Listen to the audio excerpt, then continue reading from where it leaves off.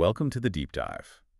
Today we're venturing into a really fascinating idea, one that might just flip how you see your everyday life. Yeah, it's this notion that your imagination isn't just, for daydreams. Right, that it's actually a dynamic force, actively involved in shaping the reality you experience. We'll be digging into the core ideas from Neville Goddard, who had this really surprising view on our inner world. Absolutely. We're diving into that central idea that our inner landscape, our thoughts, sure, but maybe even more powerfully, our feelings directly influence what happens, externally. It's not just about thinking positive thoughts, is it? It feels deeper. Much deeper. It's an exploration into the creative power of our own consciousness. Yeah. So our mission today is really to get a handle on this concept and explore how you can consciously use this amazing tool, your imagination. Okay, so Goddard really saw imagination as fundamental, not just a pastime. Exactly. He framed it as the actual workshop where our lives get built, the blueprint, essentially, for everything we experience. It's not just random thoughts.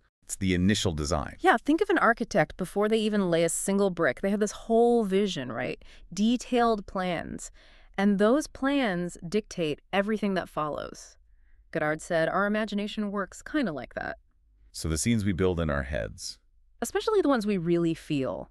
Those act like the blueprints for what happens next in our lives. That makes sense. He used that analogy, didn't he? The movie director one. He did.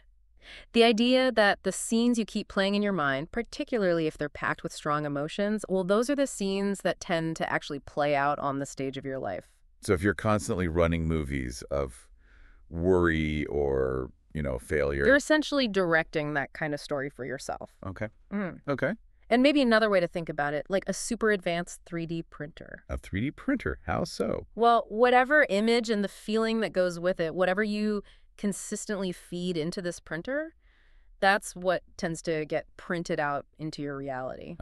So feeding it fear prints stressful situations. Exactly. Or feeding it feelings of joy, confidence. You're more likely to see good opportunities, happiness showing up. This is where it gets really interesting for me. Goddard's core idea. The world is yourself pushed out. What did he really mean by that? That's absolutely central to his work. It means the external world isn't just happening to you randomly. It's more like a mirror. A mirror. Reflecting your dominant inner state, your deepest beliefs, your most common feelings. That's what gets reflected back. So let's say someone genuinely believes, deep down, that people don't really like them. They'll likely keep bumping into situations that seem to prove that belief right.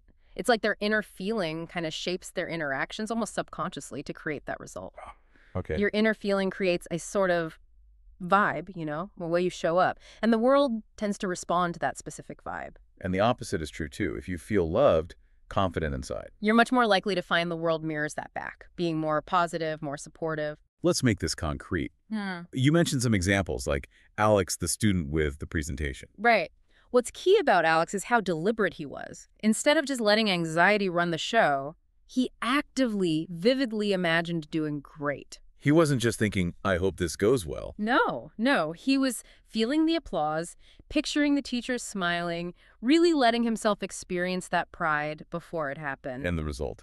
When the time came, he actually was more confident. The presentation went well. It was like he'd already lived the successful version internally, paving the way for it. Okay, then there was Jenna, the shy girl who wanted more friends. Yeah, her approach wasn't trying to force things on the outside. She worked on her inner world first. Started regularly imagining, easy conversations, laughing with people, getting invited places, feeling connected. So similar to Alex, that internal shift started showing up externally. Exactly. People seemed to respond to her differently. She felt more open, more approachable herself. And the connections she'd been imagining started to actually happen. It wasn't magic on other people. It was changing her internal state first. That makes sense. Yeah. And Marcus, the gamer who wanted the design job. Right.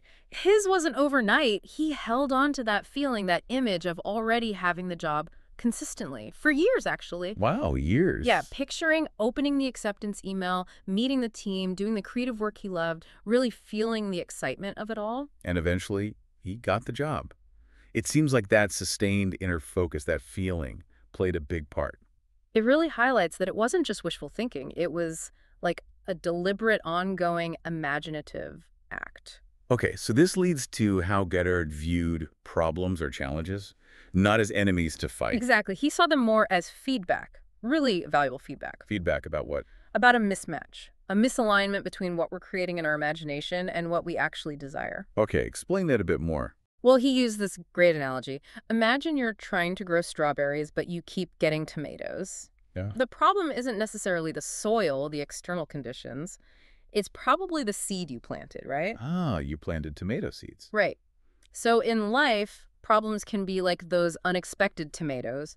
They're signals that maybe we've been planting the wrong seeds in our imagination, something that doesn't align with the strawberries we truly want. So instead of fighting the tomatoes, You look at what you've been planting internally. The focus shifts from battling the outside world to checking and changing that inner movie, that inner feeling. which brings us straight to maybe his most famous idea, feeling is the secret. Yes, this is crucial. Just thinking about what you want, even visualizing it clearly, isn't quite enough, according to Goddard.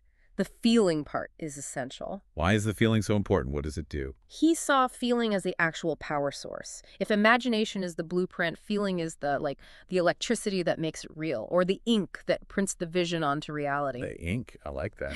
He believed our subconscious mind is like this fertile ground. It accepts and then works to manifest whatever feelings and images we consistently impress upon it. So it's not just thinking, I want to be wealthy. No, it's about actively feeling what it would be like. What's the feeling of abundance, of ease? What's the feeling of being happy, loved, successful? Immersing yourself in that sensory reality now. As if it's already happened. Precisely.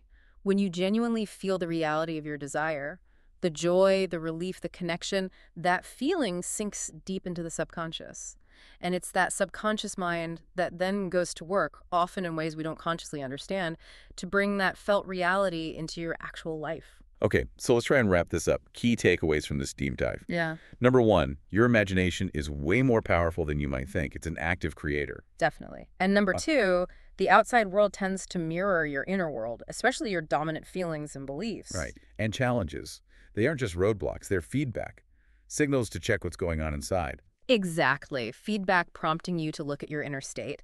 And finally, maybe the most important bit.